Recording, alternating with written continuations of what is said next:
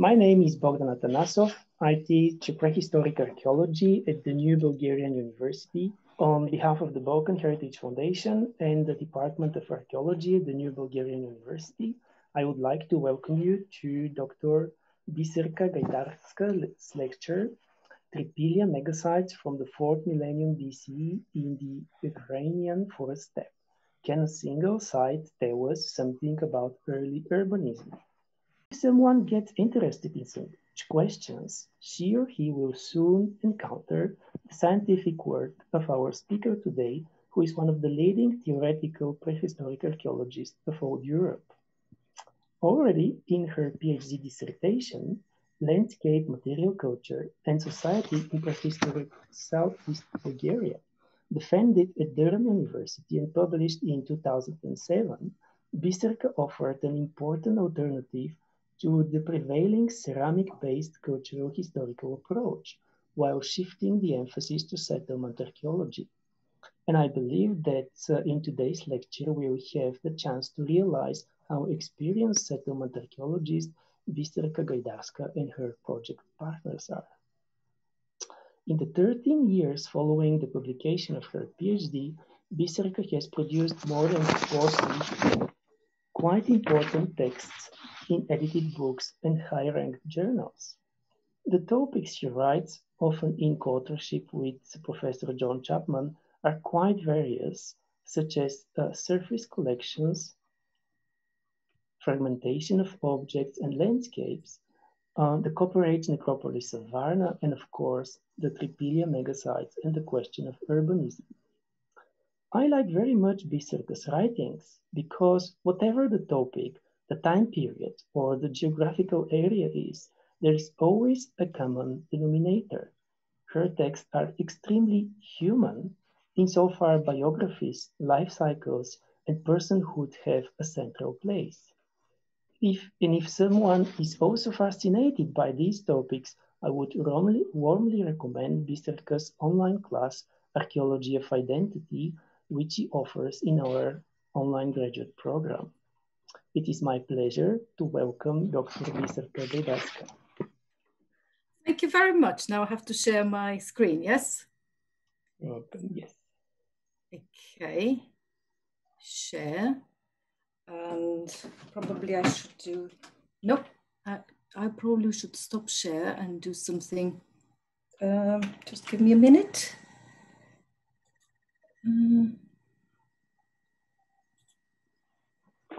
That's probably better. Can you see now? Yes. Yes. Why does it not work if I, yes. Yes. Yes, can you see all of you? Yes, everything. Yeah, okay. So thank you so much. You're making me blush, really. Put a lot of pressure on me now, but thank you very much for this presentation. Thank you very much for giving me the opportunity to present our research, which has lasted for 10 years or so.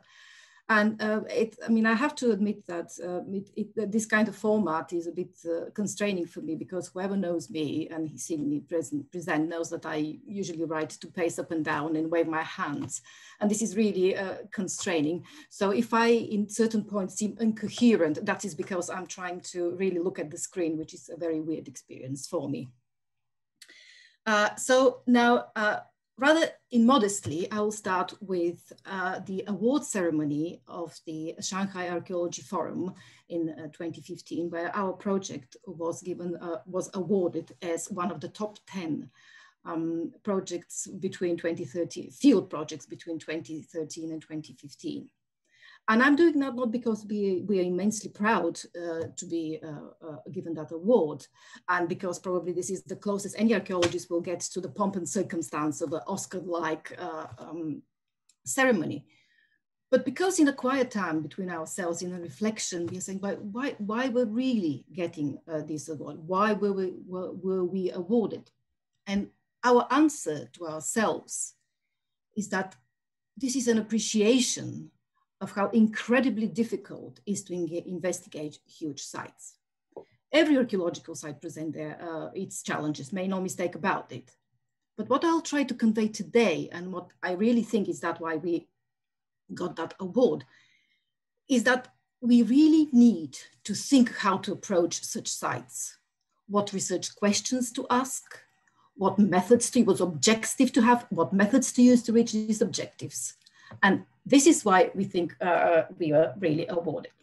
So what I'm going to do today is to give you a brief introduction to Tripillia archaeology, because I've seen that you come from all corners of the world, so therefore I don't expect you to know much about it. I'll spend a bit more time about, a quite chunk of that talk will be about the Nebelivka project. And just to stand true to my, to the title, I'll try to the end to ask the question again, can I really try to invite you to think in a different way about early urbanism in the view of what you've just seen. So to position ourselves in the world, the Tripillia network is a vast network. It's about 250,000 square kilometers, and it is spread over 3 modern countries in Ukraine, Moldova, and Romania. It is called Tripillia in Ukraine, and you probably, if you go in the literature, you will see the word Tripollia, and this is the Russian word, but I much prefer to use the local one. While in Moldova and Romania, it is called Cucuteni. And although in this vast area, the material culture is is broadly similar, although there are a lot of variants around, it is really, you can recognize that this is indeed the same phenomenon. The one difference that there is in that huge, vast area is that in Moldova, in Ukraine, at a certain point, very big sites start to appear. While in Romania, it is really the dispersed settlement model is followed throughout the whole network. So let's us position in time. Well, this is not only vast in terms of territory, but it's also very long lasting. One of the the most long lasting networks, prehistoric networks in Europe. It starts around 5000 BC and goes all the way to 2700, 800 BC. And in the brink of the 4000 BC here, these are when these big, huge sites start to appear. So again, very quickly, what does Tripillia actually is? So probably 90% of what we know about Tripillia, the Tripillia group comes from settlements. Cemeteries do appear, but they appear towards the tail end of the network. So really most of Tripillia archaeology is a settlement archaeology. And what you see on the little, and these little beautiful house models is mostly what we find in archaeological record. And what you see on the left is how archaeologists have been reconstructing what they have been digging.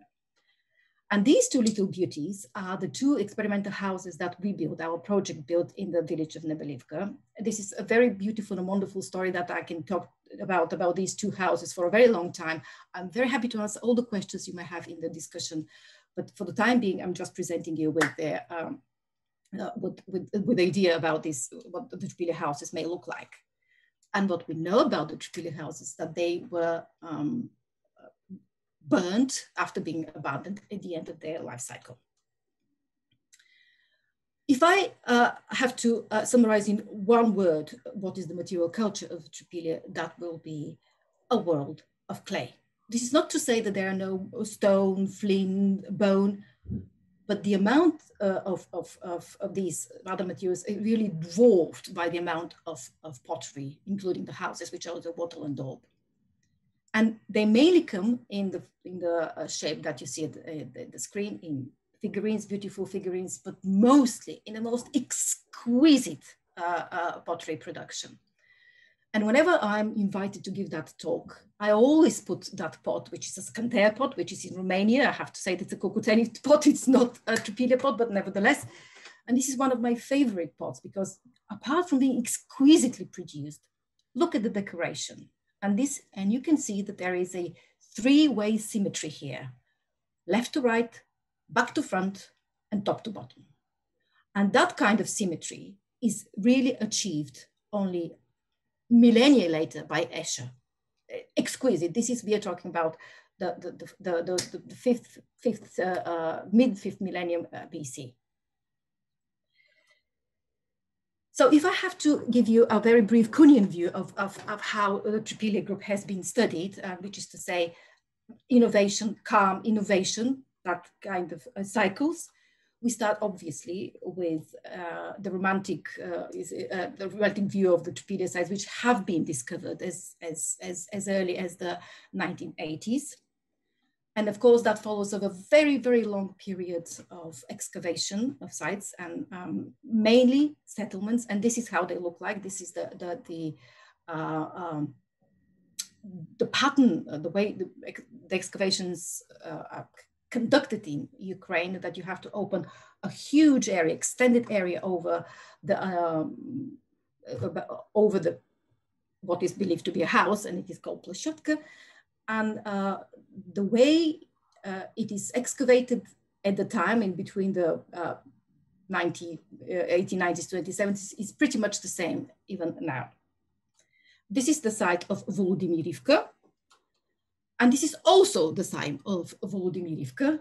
And this marks the second period of, the second change, the second period of innovation in Tripillia archaeology, which really confirms the existence of megasites. They have been suspected before. They were known that perhaps there were really these huge sites before. But really the proof really came with the granddad of modern geophysics, which is the picture that you see on the left. And what you see on the right is an interpretative image of aerial photography. So after that period, of course, followed the excavations of megasites themselves, in which the major planning principles were established.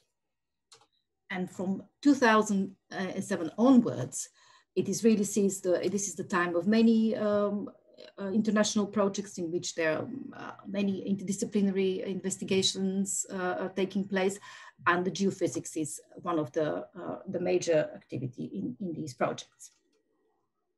So which are these planning principles that they have been discovered early on?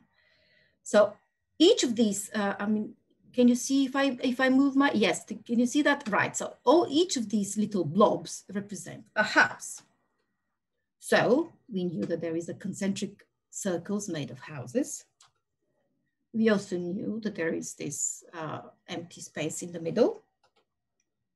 And if you probably just can make they're like making a row of houses. So we knew that there is something which we call radial street. So there are some streets going inwards. And we also managed to see that there is a empty space between the concentric circles. And of course, this has been interpreted in the view that the only way this can be achieved is if there is some hierarchical control of space. So what else did we know before we started our project? So if you look at the early literature, and most of the bulk of the literature, which is in Ukrainian and Russian, good luck, is that it's really mainly discussing population estimates, economic aspects, and even earlier on, but most of them, they tend to interpret these huge sites as farming villages. In 1980s, a very small group of Ukrainian scholars have started to suggest that perhaps we can start talking, we can see and think about the proto-towns and proto-cities, but that remains a very unpopular idea till very day in Ukraine. And despite, it doesn't really matter whether you believe this is a village or a proto-town, everything was explained with migration. They were created by migration and they were abandoned because of migration. So if I have to sum up, the standing position for these sites till this very day is that these are long-term, permanently occupied central places with many thousands of people living together at the same time. And for the site that I've just showed you in the previous slide, Magnetskoye, estimates of 46,000 people have been given. Since then, that figure has been revised several times. But even so, the number of people that still are calculated for that site reach about 30,000. And perhaps this is the moment here that I would like to remind you that in 15th century Europe, there are only 18 cities with a population that is above 40,000. So these are the times when Europe actually reaches that kind of numbers. And we are talking about the 4th millennium BC. This map really belongs in the next section, because this is a map that has been produced by the PhD of our project, Marco Nebbia. And but I wanted just to give you the sense of what is the distribution of Tripillia sites. This map has 499 sites, although we know that if you go into the literature, there are many more Tripillia sites mentioned. Even some of them some of the estimates are rather bold, between 5,000 and 7,000 sites. But the way we were set up a very serious criteria in which we wanted to make sure that indeed the site that we want to put on that map, we know where it is really located, we wanted to know its site. So there were a series of criteria to which we wanted to make absolutely sure to make that dot on the map. That's why there is discrepancy with what you can see and what you may know from the literature. And in central universe is the star, which is the Belivka. So, going back to my initial slide, and when I said that it was crucial to define our research objectives in the beginning of our projects, and no disrespect to my wonderful Ukrainian colleagues, but digging 1 or 2 plощадки per year was not going to get us anywhere. So therefore, we decided that we really needed an accurate settlement plan of Nebelivka. We also wanted to find out, really, is there a contemporary occupation and what is the scale of that contemporary occupation? And of course, it was crucial to put Nebelivka in its micro-regional context and a wider settlement context. We wanted to see if such sites, such big sites, what kind of impact they would have on the environment. And of course, taking a migration into account, we wanted to see why these sites appeared, disappeared, and how did they grow. And of course, giving the idea that it may be, we're talking about early urbanism, see how they fit in that the whole picture of urbanism, in global urbanism in the world. That 7th objective was not in our original project design, but it came to us that we are increasingly finding it difficult to understand the taphonomy of what we were digging. And we were not happy with the answers that we were getting. And therefore, the best way to find out if you're interested in something is build, burn, excavate. And this is and that's what we actually did. And we got very interesting results. And just to lighten up the mood, that's our life in Ukraine. And this is the school in which we were staying. This is the project van called Jupi that we were driving every season from UK to the Ukraine. And you can see the cows blissfully grazing on the outskirts of site. And one of the member of the audience will recognize that, because we were digging there for 2 years with her. And this is the chapel. There is a small chapel in the village, and this is the inside of the chapel. Now, this slide basically summarizes my 10 years of my life. And very quickly, I'll just highlight some of this. So for the 6 years of field work seasons, we did almost 300 hectares of geophysics. We found almost 1,500 structures and 850 pits. We excavated almost 3,000 square meters. And we also achieved about 100 dates, or we dated for various reasons about 100 dates. We also walked 75 hectares of intensive field walking, but less at extensive field, like a linear feature in the linear valleys and of extensive survey. We did 174 square kilometers. We did 5 sediment cores, but only one of which actually we further investigate. We followed up in investigation. We found almost 37,000 sherds, and half a ton of those we studied, but the whole team studied individually a half ton of sherds. And all of these, and there is a lot of the site documentation that is deposited currently on the Archaeological Data Service platform in University of York, beg your pardon. And this is a free access. You can, if you're interested, you can go and click. If you want to see the t-shirts, that's your place, and go and see them.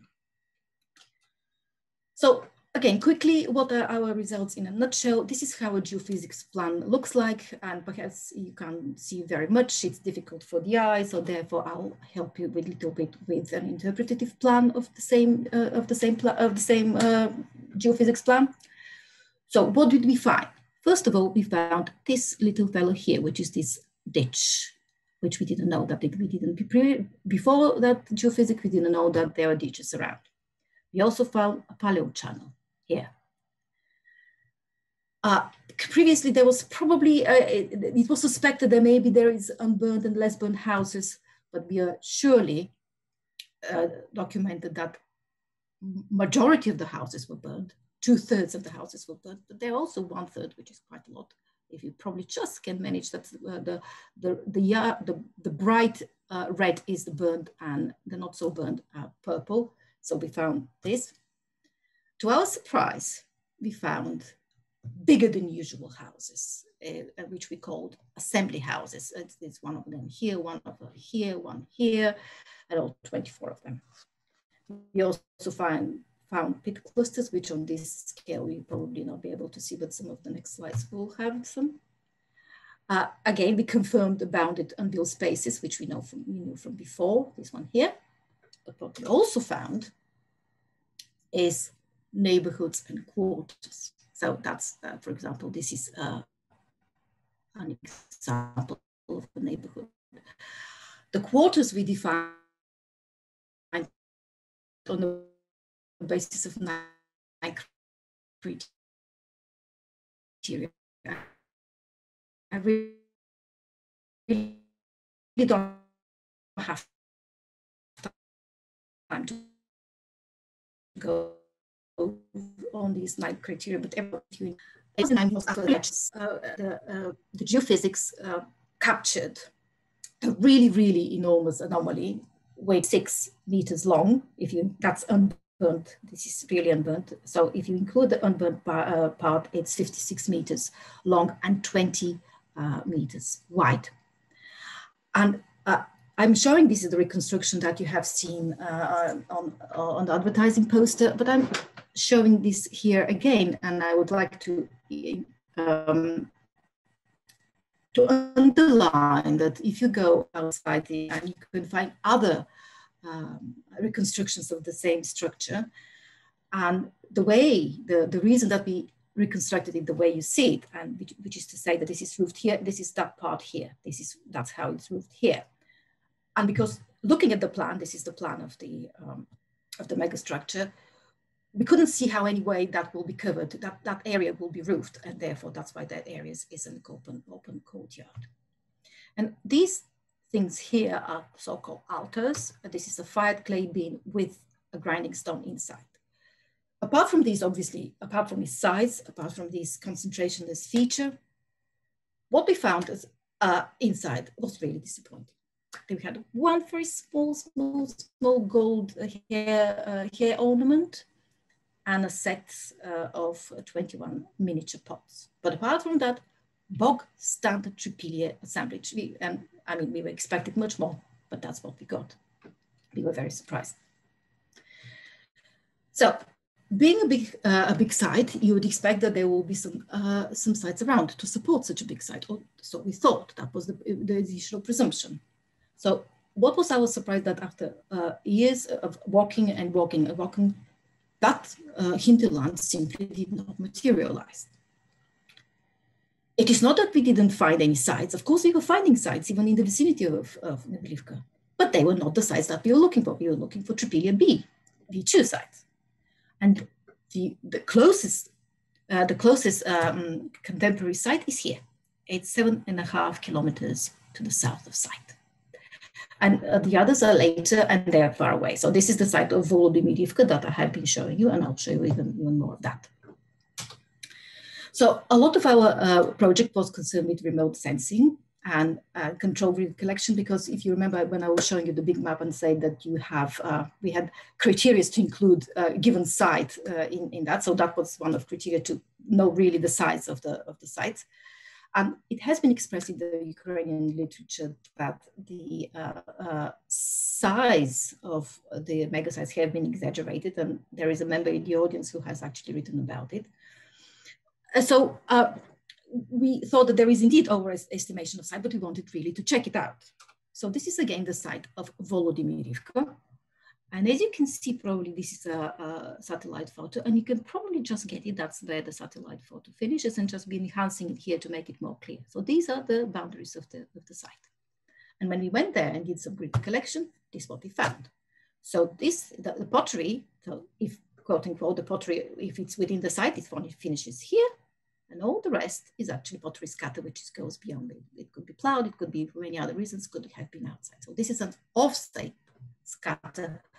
But if you read the literature, the size of the site will be up to here.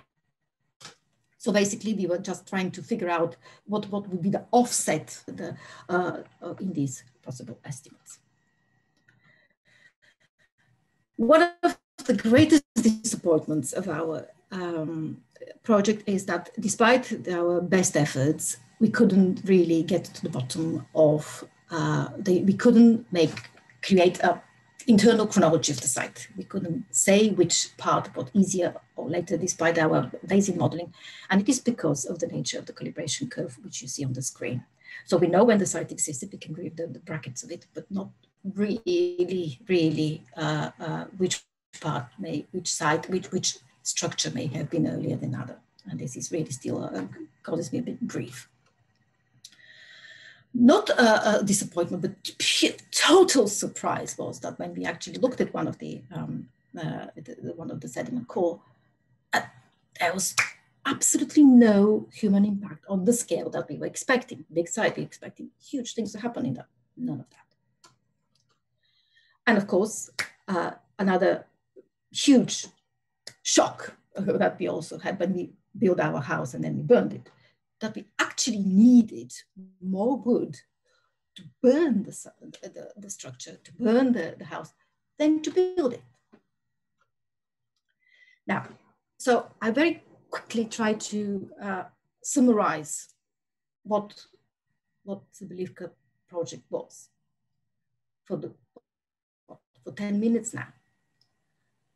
But for us, for 6 years, so day in, day out, we will live with that, with these things coming to us as a surprise, as a disappointment, as a discovery, as a revelation.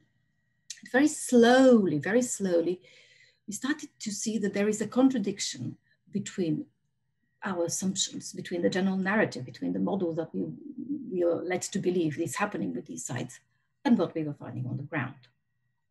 I'll discuss very briefly just 3 aspects of that contradiction, because otherwise we'll be here all day, all night. And these aspects that we really felt compelled that we need to think critically about.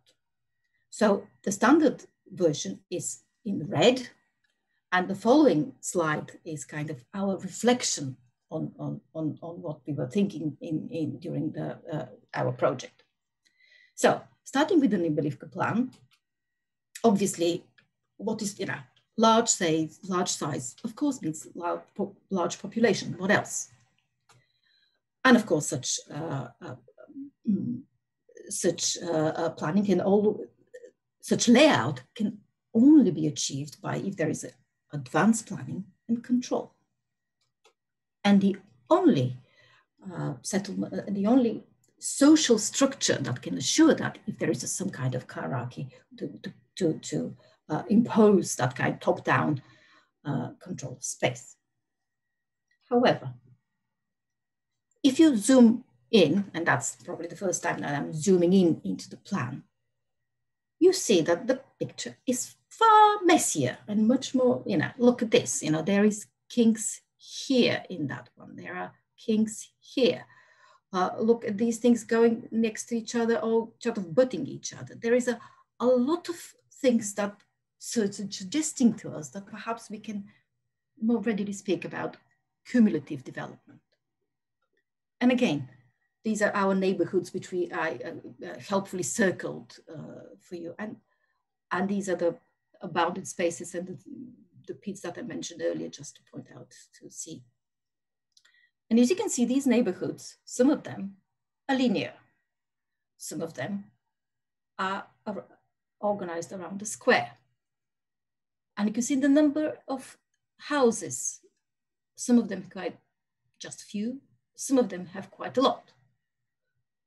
So there was too much variability to make us feel comfortable with a top-down advanced planning.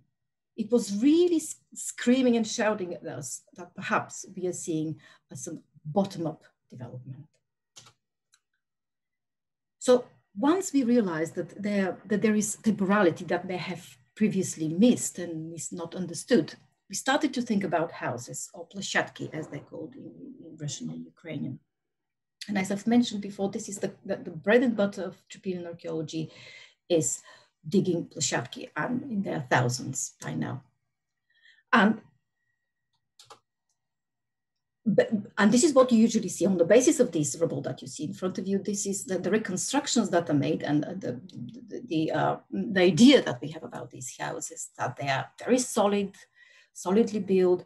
They're there to last, not just to stay here for 1 or 5 years, that there is a major organization that is needed for their building, and again, they're built at the end. But we thought, well, there is no other way that these houses would be built, because they're built according to a very strong ancestral tradition. If you go to all of the Balkan, not Balkan and Eastern Europe, I would say, Neolithic and Copper Age, this is how the houses are built. This is a very strong ancestral tradition.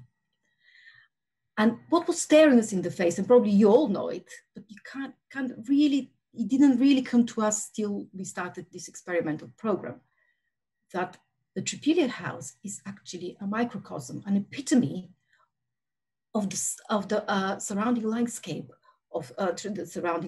which is the wood from the forest, the reeds from the ponds, the clay from the river banks, the weedy from the bushlands. Everything came together in these houses. And these are the estimates that we made for the construction of our experimental houses, which were actually smaller than, they were 2/3 of the real Tripillia house.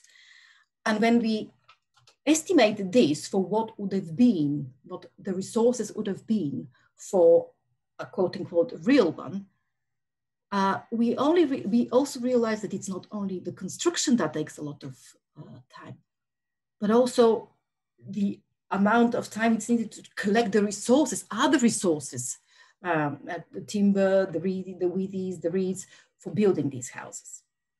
And now multiply that by 1,500, because that's what we found. And again, I'm repeating it once again, because this is the shock that we had to take over very early on, is that we needed 10 more times timber to burn the houses than to build them. So the agricultural part of the subsistence of the Tripillia sites, which it's believed to be in place for 1,500 years, is a mixed farming, which consists wheats, barleys, and pulses. And this goes on and on like that till the last phase in Tripillia Sea, when the millet was supposed to be a dominant crop. I know that this is now disputed, but at the time when we were doing the project, that was very much the case. But that kind of farming was probably perfectly okay for a small Tripillia site, because there is low to minimal attention factor. You don't need really to do much. But if we are to feed a large population, then what you need to do is to either intensification, which is to say a small plot, but you want to take as many crops as possible from there. And so you tend to the field as many for a long period and very intensively, or extensification, in which means that you really go out and that's how you get the required crops, the required amount of crops. Neither of which we found during our field walking. So we found only one Tripillia shared. So where is the veneering? What was happening that was not leaving any traces? Ooh. Yeah. And this is our pretty pollen diagram. We have a scientific model, of course, but this is for purposes of presentation. I think it's really much better. So this is the time when Nebylivka was occupied. And this is the tree. This is the cover, tree cover. And this is the amount of micro charcoal to show. And that's when you count the micro charcoal, that's you can pick up or capture various burning events. And this is the cereal. This is the amount of cereal that we had in the pollen core. And as you can see, if there was to be a big building project in the beginning, where is the deforestation that is needed? Where is we have to take the timber to build these houses? Where is the deforestation here? And if there was a huge burning event, so we need a lot of timber for that. So here. Where is the deforestation happening here? Where is the timber? Burning, nothing of the burning at the end of the site was appearing here. If anything, the burning was in the beginning of the site actually, and there are much bigger burning events around than at the site, at the time of the occupation of the site. And again, where is the grain, the cereal grain that they're going to eat? And that's tiny amount for it. Again, it's probably enough to feed a population of 200 or whatever, but for the amount of peoples that we were thinking that would be there, this was not sustainable. Okay, now recapping the model. What is the standard model? So the houses were built at the same time or very close to each other, burnt at the same time or very close to each other. There was a massive permanent occupation, which was sustained by a village type economy. And there was only one type to achieve that, which is with a top-down hierarchical system. And our results were absolutely nowhere to support that. So what do we do?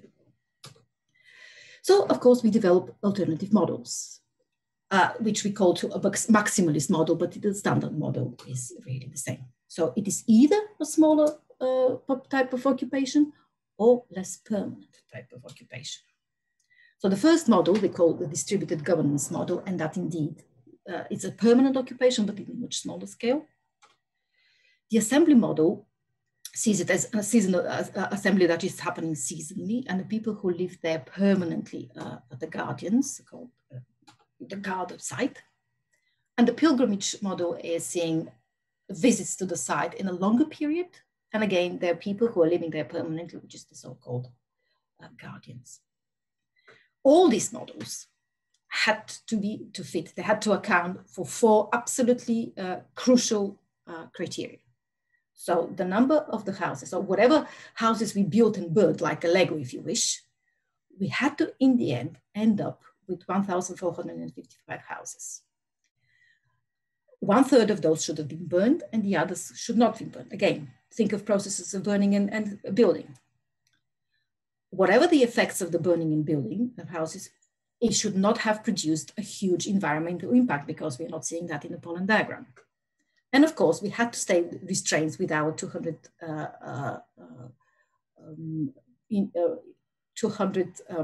years of duration of the site.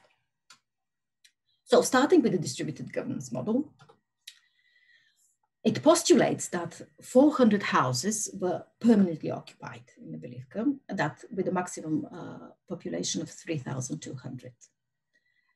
They all were organized in extended social groups, which I call clans. And if there are anthropologists in the audience, please let's not fight over terminology. I'm prepared to immediately drop that. I really was putting it here to give a sense rather than have a battle of definitions. Is that clan or not? The crucial point is that these groups of common descent had members in Nebelivka itself, but also in the wider landscape, and this is the key. So 7 to 10 houses were built and burned every year. And the way that the government, the running of the site was organized, that there was a 10-year cycle in which every year one of these clans will be in charge. And as a reward, as a perk to be in charge, being in charge, so you make decisions on behalf of everybody. But that also meant that you have to feed, to support rather, not to feed, because they were small-scale settlements, small-scale husbandry, horticulture was there, but to top it up, the people living in the wider landscape, member of the same clan, had to contribute to the subsistence of the people living in Nebelivka. And of course, the question is, were there that many settlements around that site too, in the wider landscape of the 100-kilometer catchment area? Yes, there were. The assembly model is entirely seasonal, so we introduced seasonality in that in Nebelivka, and was happening for 1 month per year. It was really a very intensive period, a very intensive interaction, and it was really a major event of the year. If you're archaeologist, that's your EAA. If you're a musician, that's your Woodstock or your Glastonbury, whatever. That's the one you want to be. This is the thing that structures your life. You're looking forward to that one wants to happen. In terms of spatial development, it was developing. It grew as a cake, as you can imagine, in segments. And because, again, don't forget, we had to account for 200 years, we had it in generation of development. So various things appearing in various times, which we call generation.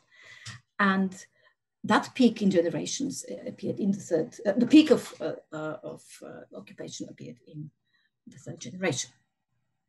And the variability that we are accounting, that we see in the plan, is because there is a tension between the identity that you acquire when you go on this site, and your local identity, where you come from. Now, for the big other, I have to organize yet another seminar. So the one thing that I'll say about the big other is that it's an overarching integrative principle, which is only valid as long as you believe in it, okay? So this model is rooted in the Tripillia big other, and the pilgrimage centers, like Nebelivka, is where these shared rituals and ceremonies are concentrated. Obviously, the interaction will be not so intensive as in the assembly model, but it was important in the regional, for the regional integration as well. The building, spatially again, of that site is very front-loaded, which means that in the beginning you have huge operation, but also that's an opportunity to attract a lot of participants and obviously to gain a lot of fame about this site.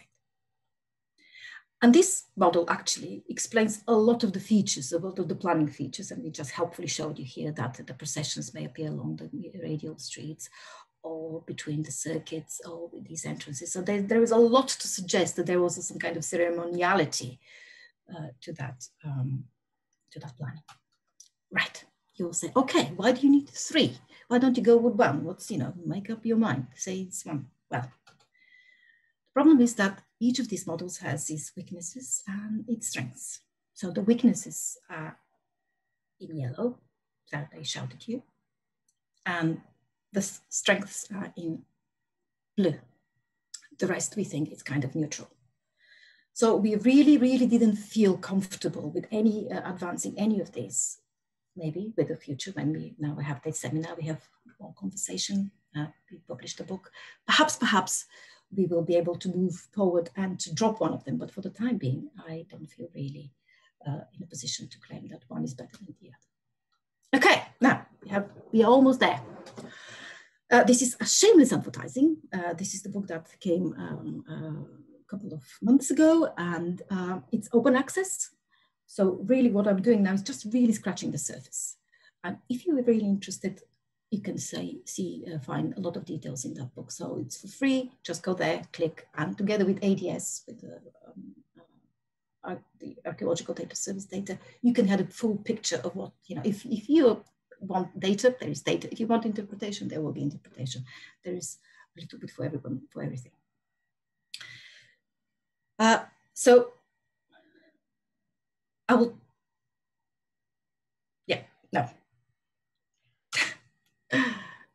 better like that. So the top is the place where I live and where I'm giving this seminar from. The bottom is the place where I was born. Both are cities, and they have absolutely nothing in common. And everybody's happy for both of them to be cities, despite the fact that they have nothing in common. And this is Durham on the top, Sofia on the bottom. Durham has a cathedral and it's a city. Sofia is the capital of Bulgaria, so therefore it's a city too. So when it's come for the present, nobody's having a problem to use different criteria for defining a city. But come the past, we want to have one criteria that defines all the cities all across the world. So what I would like to invite you to think is to introduce the same flexibility for the past.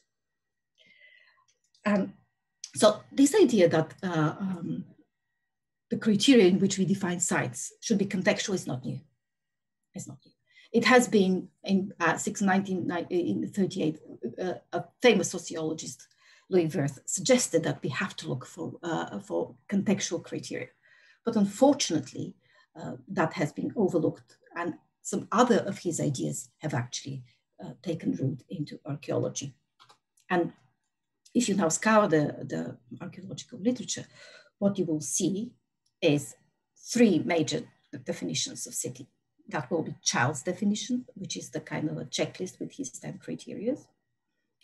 You will see the sociological definition of Wirth, which says that the core definition of a city is a relatively large, dense and permanent settlements of socially heterogeneous individuals.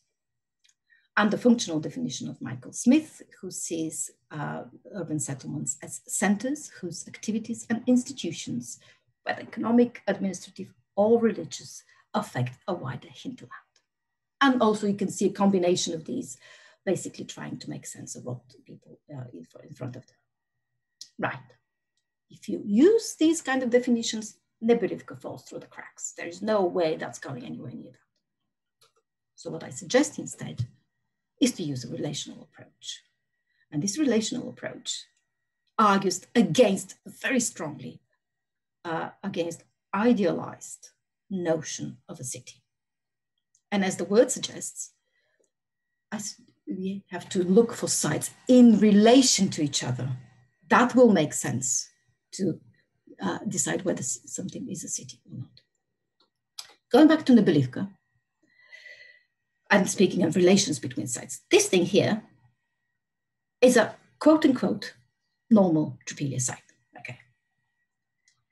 And how is whatever you do, your daily routine, you go into your fields, you do your pasture with your animals, you talk to your friends, how is whatever you do daily, or weekly, or monthly, or annually, how is that comparable, whatever you do here, to what you do here? And if that's the critical mass of Tripillia settlements, because this is probably 80% of Tripillia settlements are with that size, okay? And if they are, if that's the critical mass, what is this then? What is this? How is this the same? And how is this Neolithic? And when I say Neolithic, I'm referring to this unfounded, in my view, immediate equation that Neolithic means a village way of life. So Nebelivka will make sense only in relation to the preceding and the contemporary sites of the forest steppe, Ukrainian forest steppe. And the scale of operation and the intensity of the social practice, whatever is going on, and its centrality is what really makes it stand out. So if I want to you to take one thing from that talk, is that megasites cannot be considered a very large examples of small sites. That will be as if to say that aircraft carriers are simply bigger version of yachts. Apart from being on water, they have absolutely nothing in common, and this will be really a mixing of categories. So in comparison with small Tripillian settlements, megasites are so different that indeed we can call them cities. And by cities, I mean this is a modern analytical construct that we people, scholars, create with hindsight to look in the past. So in that book that I've just advertised, and I'm not going through them because otherwise you will never read that book, I'll just point you in the direction that I've developed these 9, these are not criteria, these are characterizations. These are not exhaustive, you don't have to all of them, they have to be more, they could be less. This is just a suggestive list in which you can actually compare in terms of relation between different sites. So for example, this is the site of Grebeni, which is 4 hectares. So how is the built environment and the formalized space in that small site comparable to that one? What is the kind of ceremony that you can do here and you can do here? Is that comparable indeed? What is, for example, the population heterogeneity, which is to say what kind of different people, different category of people you can see here in 200 people, let's say, here, let's see, and how many were living in Meganetsko? Or what will be the, what kind of specialist skill workers you will have here and in here? You know, think of what is the of what you can find on one or the other. Size indeed matters, but I cannot stress enough that when I mean size, I do not mean in absolute terms. I mean what size entails, scaling up. And I firmly believe that upscaling living, it's really transformational on personal, community, and network level. If your habitus is to live on 1 hectare site, what happens when you're going to live in something which is 200 times bigger? Think of that. I mean, I had the reverse experience coming from the hustle bustle of Sofia to live in the village called Durham. Shock. It took me a lot of years to get used to that. Upscale living, of course, has positives, negatives, and kind of neutral aspects. And just 2 of the positives is that there is obviously increased pool of people. And of course, there is a much wider range of expertise. The negatives, of course, that there is a difficulty in communication and interaction. Do I dare mention in the condition of global pandemic, disease as well. And of course, they're neutral, like more people mean that there are more resources are needed, and that probably will entail some more cooperation. Right, this is the last but one slide. And I do not do justice to that debate. And that deserves a lecture on its own, but I obviously don't have time for it. So this is a long-running debate, which was initiated and fueled by the research energy of Ronald Fletcher, who absolutely insisted and eventually succeeded to put low density occupation in its rightful place in the urbanism debate.